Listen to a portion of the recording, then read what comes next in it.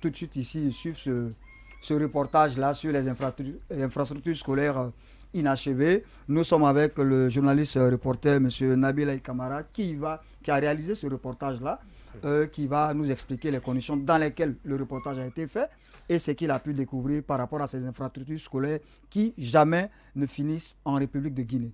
Tout de suite. C'est une réalité aujourd'hui dans plusieurs établissements d'enseignement de Conakry. Des infrastructures inachevées dont les travaux sont à l'arrêt depuis des années. Ici, le lycée-collège de Bonfille dans la commune de Matam. Depuis plus de 2 ans, les travaux de construction et d'extension de l'établissement sont en souffrance. Pourtant, les travaux sont déjà exécutés à plus de 60% selon l'entreprise en charge des travaux. Un R+3 d'abord, en respectant toutes les normes. Tous les services techniques du ministère de l'Éducation, le CNIES, le bureau de contrôle sont passés et ils nous ont félicités pour la qualité de l'ouvrage, le temps et les moyens mis. Nous sommes à un taux de 65% certifié par le bureau de contrôle. On a arrêté les travaux depuis un peu longtemps. Alors que l'exécution des travaux était prévue pour un délai de 8 mois, voilà de nos jours l'état de ce chantier, près de 4 ans après. Les dalles inachevées, laissant l'eau de pluie stagner dans les salles du 3e niveau, ce qui risque de fragiliser la qualité de l'infrastructure. L'entrepreneur est formel. Cette situation est due à l'arrêt du financement des travaux par le gouvernement. L'avance de démarrage qu'on a reçu et qu'on a cautionné, nous avons mis nos propres fonds jusqu'à 65%. Mais quand on a vu que le paiement n'arrivait pas, on est essoufflé aussi. On a été malheureusement obligé d'arrêter. Et ce qui fait que ça va nous ramener des coûts supplémentaires. Sinon, les travaux, on les avait projetés pour finir en 8 mois. Au lycée Coléa, dans la proche banlieue, c'est un cas exceptionnel qu'on découvre. En effet, la construction du bâtiment R+2 de 9 salles de classe a débuté depuis 2002. Plus de 20 ans après, l'infrastructure peine à être achevée. Une situation difficile à expliquer par les responsables du établissement. Mais ça a trop traîné. À chaque fois qu'il y a un changement de ministre, ce ministre vient souvent faire effectivement peut-être de tape à l'œil, il regarde le bâtiment, il donne des programmes, il rassure le proviseur en place. Mais malheureusement, il y a eu des bâtiments, des écoles dont leur reconstruction effectivement ont commencé avant ce dernier, mais qui ont fini. Cette année, par manque de place pour les élèves, les responsables du lycée Coléa ont été obligés d'utiliser certaines salles de classe de ce bâtiment. Mais des salles dans lesquelles les élèves sont exposés par exemple à la pluie et à la poussière par manque de fenêtres. Compte tenu du nombre d'élèves, le proviseur a initié effectivement d'ouvrir les 3 classes au rez-de-chaussée pour que les enfants puissent étudier. Avec tous les dangers. Au moment effectivement de l'hivernage, vous voyez, la pluie rentre et on est obligé de déplacer. Et c'est ce qui fait qu'il est difficile de tenir des examens ici. Coléa qui a été une école de référence. Malheureusement, l'arrêt de ces travaux a des conséquences et non les moindres. Entre autres, la pléthore des élèves dans les salles et le système de roulement matin et soir obligatoire par endroit. Les 3 mois de vacances, que l'école soit opérationnelle. Et ça, c'est possible. Comme ça, les élèves auront une nouvelle école. Aujourd'hui, il faut voir dans la commune, c'est quand même un manque criard de salles de classe. Et on a 24 salles de classe qui peuvent être opérationnelles presque tout de suite. Dès que ce bâtiment-là finit totalement, ça permet, compte tenu de la situation géographique de cette grande école, ça permet effectivement de faire quitter beaucoup d'enfants effectivement dans la rue. Nous demandons à l'autorité guinéenne vraiment de mettre tout en œuvre pour que le bâtiment-là soit fini. Comme dans les lycées de Bonfille et de Coléa, celui de la Sigmadina également connaît la même réalité. Ce chantier est à l'arrêt depuis plusieurs années, même si visiblement les travaux sont presque terminés. Et si ces infrastructures ne sont pas totalement achevées avant l'ouverture prochaine, les conditions d'études pour ces élèves risquent d'être plus compliquées dans ces établissements. Des centaines d'élèves auront du mal à suivre régulièrement les cours, faute de salles de classe disponibles. Merci pour ce reportage instructif. Monsieur Nabil Kamara, c'est vous qui avez réalisé ce reportage très édifiant sur la situation de nos infrastructures scolaires. Quel est, selon vous, l'état des lieux? Est-ce que ce sont des cas exceptionnels? Alors, je dis d'abord de passage bonjour et bonsoir à ceux qui nous écoutent. C'est mon premier passage dans cette émission. Alors, comme vous l'avez bien dit, vous avez vu aussi dans le reportage, la situation elle est alarmante. Mais il faut être présent sur les lieux pour le savoir, pour le comprendre. Vous avez vu des bâtiments ou des infrastructures dont les travaux ont été lancés depuis 2002. Depuis 2002, hein? Donc 2002. Ça fait 20 ans. Pour seulement 9 salles de classe.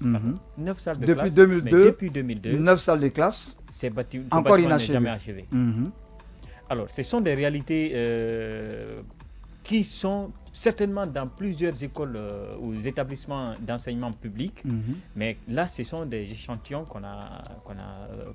ce sont des reportages dans certaines écoles, c'est des cas exceptionnels qu'on a pris, mais je vous assure que cette réalité est dans plusieurs écoles. Donc l'état de nos infrastructures est déplorable. Alors, est-ce que vous avez approché les acteurs en fait du système éducatif et les entrepreneurs qui ont travaillé, qui devaient travailler sur ces chantiers? Tout à fait. On a commencé d'abord par le collège-lycée ou le lycée-collège de Bonfils. Vous savez, c'est la période des examens. Alors, les responsables des différentes écoles n'y sont pas en ce moment. Mais on a pu rencontrer à ce niveau l'entrepreneur qui exécute les travaux. Et depuis plus de 2 ans, ce chantier est à l'arrêt par manque de financement. Il est exécuté aujourd'hui à plus de 65% et des travaux qui sont certifiés par les services de l'enseignement préuniversitaire, dont le CINES. Mais le service national des infrastructures et équipements scolaires. Tout à fait. Alors, malheureusement, depuis plus de 2 ans, l'entrepreneur nous dit qu'il n'a plus reçu de financement et lui, il ne peut plus continuer à investir son argent. Déjà, l'établissement, le chantier était parti pour une durée de 8 mois. Il était d'accord, lui, il pouvait exécuter le travail en 8 mois. Donc au départ, le chantier, c'était du début à la fin. Non, dans le cahier de charge, c'était 1 année. 1 année, oui. Mais lui, il a promis à l'État d'exécuter les travaux en 8 mois. Et pour cela, il a fait déplacer des ingénieurs marocains qui sont venus et qui ont travaillé nuit et jour pendant un bon bout de temps, jusqu'à atteindre 65% de niveau d'exécution. Mais depuis, il n'y a plus rien. Silence radio, il n'y a plus de financement. Mais est-ce que vous avez approché les autorités pour savoir la raison? Parce que c'est l'entrepreneur qui dit que les financements ne viennent plus. Maintenant, qu'est-ce que les autorités disent? Vous savez, en pareilles circonstances, comment c'est difficile d'avoir les responsables de l'éducation. Néanmoins, de l'autre côté, à Koléa, on a pu échanger avec certains responsables de cette école. Et qui nous ont pratiquement expliqué la même chose. Ce sont les financements qui n'arrivent plus. Ce sont toujours les financements qui ne viennent pas. Vous savez, dans la pratique, où généralement, ce sont les entreprises qui souvent disparaissent. Oui. Avec l'argent, quand on finance l'argent, ce sont les entreprises souvent qui disparaissent.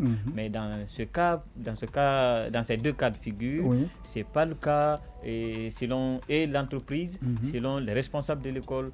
Vous l'avez vu tout à l'heure dans le reportage. Oui, mais c'est ce qu'ils ont dit, mais ce n'est pas forcément la vérité, hein, parce que chacun cherche à tirer le drap sur soi, madame. Non, là je ne vous comprends pas. Moi j'attends qu'il finisse le compte rendu qui est assez intéressant parce qu'il y a beaucoup de choses à dire. Allons-y. Comme je le disais, pas forcément, c'est pas forcément une parole. C'est la version des faits qu'il vous donne. La version de 2 personnes.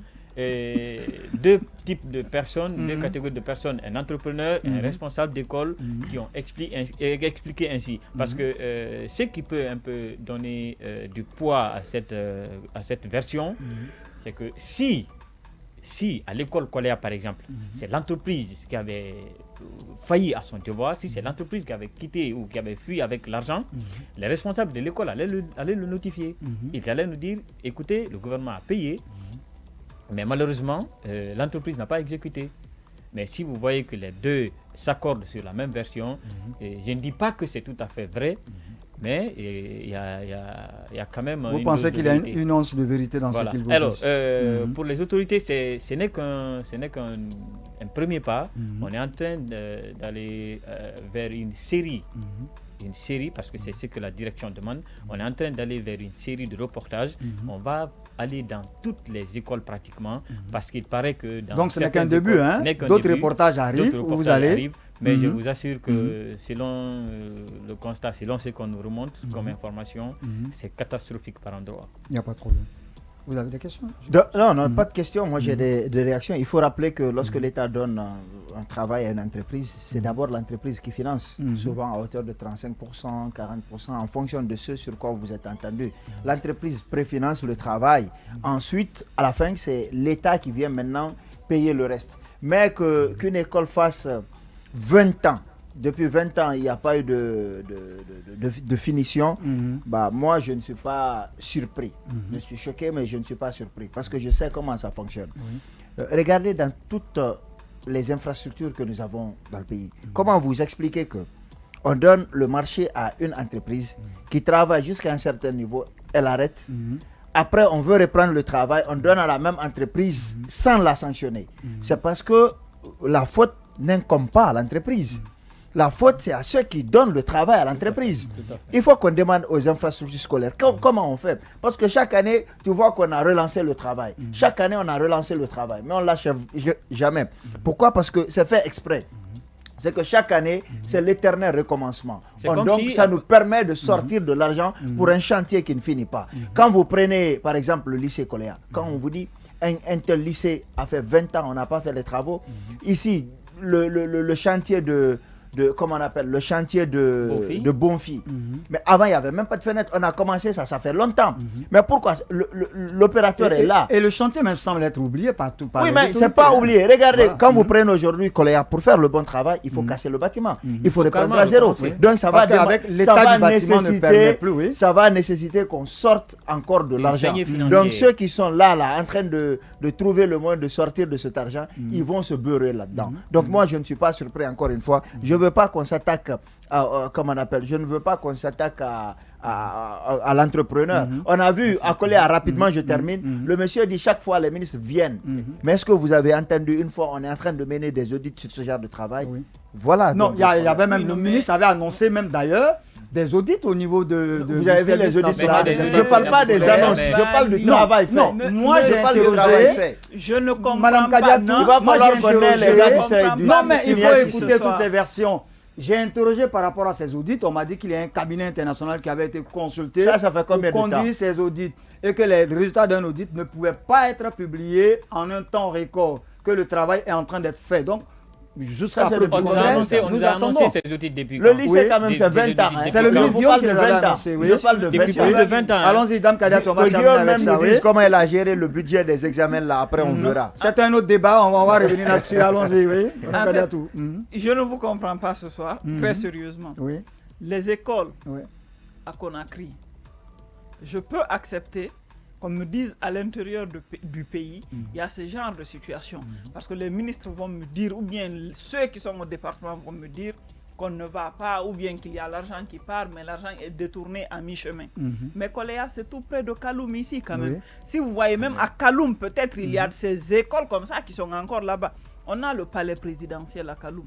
C'est pas très loin, n'est-ce pas? Le ministère aussi n'est pas loin. Le ministère est à Kaloum, n'est-ce pas? Donc si on voit... L'enseignement technique même n'est pas loin. Non. Le ministère du budget qui débloque si on voit ce genre de Kaloum. situation à Conakry, moi je le dis et je le répète, l'éducation n'a jamais été une priorité pour les gouvernants dans ce pays-là. Si je prends un chantier qui a commencé en 2002, vous imaginez, c'était au temps de Conté. Conté est décédé. Il y a eu la transition est partie. Il y a eu le professeur Alpha Condé, il est parti. Nous avons actuellement le colonel Doumbouya avec son équipe. Est-ce que vous êtes sûr que cette transition-là va finir ce chantier-là? Wait and see, c'est la question. Monsieur Nabila Kamara, le mot de la fin. Alors, comme l'a souligné déjà, avant que nous dise le mot de la fin, vous avez dit qu'à Amba École, on vous a empêché de filmer. Amba École, exactement, j'allais revenir. À Amba École, là, c'est une situation où où je n'ai pas eu assez d'éléments d'information, parce que d'abord, le chantier est carrément fermé. Le gardien qui est là, il a refusé qu'on fasse des images. Vous avez vu la qualité des images que moi-même j'ai ramenées. Vous allez comprendre que ce n'est pas des images prises dans les bonnes conditions, dans les conditions faciles. Alors là, apparemment, le chantier est pratiquement terminé, parce qu'on voit que la toiture elle est faite, les portes sont fixées, et la clôture aussi elle est faite. Il n'y a que l'école n'est encore pas opérationnelle. En bas, école, c'est à la SIG Madina. C'est pas là où les gens s'asseyaient à même le sol pour étudier à un moment donné. Tout à fait. Donc le bâtiment il est pratiquement terminé. Le bâtiment est pratiquement terminé, mais il y a la les travaux de finition. Les travaux de finition ne sont pas encore terminés. L'école soit vraiment mise à la disposition des autorités de l'enseignement, ou disons qu'elle soit pratique. Quand on sait combien de fois nos salles de classe ici sont pléthoriques. Oui, en bas école, on a pris en bas pour envoyer dans une autre école d'à côté, non, pour ceux qui étaient là-bas pour qu'ils assistent. Voilà, M. Nabil a eu le mot de la fin, on va poursuivre. Alors, l'autre chose, c'est que quand vous prenez par exemple Koléa, je le disais tout à l'heure, il y a 3 salles de classe qui sont utilisées au premier niveau, au rez-de-chaussée. Alors, ces 3 salles de classe n'ont ni fenêtre, n'ont ni porte. Et ces salles sont utilisées, hein? Elles sont utilisées, sans bien porte, sûr, sans par manque fenêtre. de salles de classe, parce que le bâtiment principal ne peut pas abriter tous les élèves. Et le proviseur a décidé à un moment d'utiliser ces 3 salles de classe pour qu'au moins les élèves puissent étudier, mais vous savez, dans des conditions extrêmes. Quand un bâtiment n'a pas de fenêtre, n'a pas de même au porte, collège, ces salles sont exposées et à la poussière. Donc, M. Nabil, merci infiniment pour ce beau reportage. Il est très instructif. Je pense que les autorités éducatives qui nous suivent très souvent, parce que nous avons des remontées, prendront toutes les dispositions afin que pour une fois ces chantiers se terminent dans les délais. Il faut qu'on ait les gars du CNES pour qu'ils nous expliquent ça. Comme je vous l'ai dit, c'est une série de reportages qui va se poursuivre et on ira donc nous attendons. S'il vous plaît, la prochaine fois, allez-y à Kaloum. On va voir ce qui se passe là-bas aussi. Nous attendons la série de reportages que vous nous promettez, et je sais que les téléspectateurs seront très heureux que vous puissiez leur montrer l'image de ces écoles-là qui ne font pas, les images de ces écoles qui ne font pas honneur à notre système éducatif, et où les autorités semblent même se voiler la face, parce qu'on débloque 90 milliards pour des examens, mais les salles de classe, on ne peut pas les finir. Même pas comment c'est utilisé. Voilà. Merci beaucoup, M. Nabila, et à la prochaine. Voilà. Donc, on va poursuivre sur le vif.